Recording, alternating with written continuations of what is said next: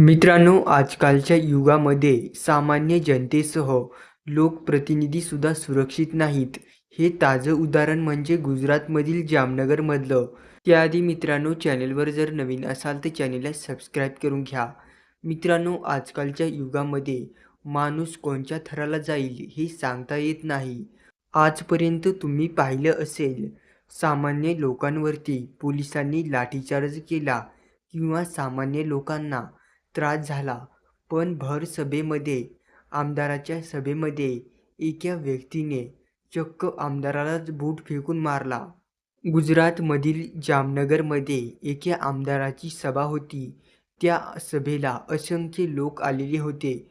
जेव्हा आमदार हा आपलं भाषण द्यायला उठतो, तेव्हाच एक व्यक्ती उठतो आणि आपल्या पायातला बूट काढून आमदाराच्या दिशेने फेकून मारतो आणि त्या आमदाराला भर सभेमध्ये तो बूट लागतो. हा व्हिडिओ सध्या सोशल मीडियावरती संपूर्ण देशभरामध्ये व्हायरल होत आहे. अनेक युजर्सच्या या व्हिडिओखाली कमेंट येत आहे.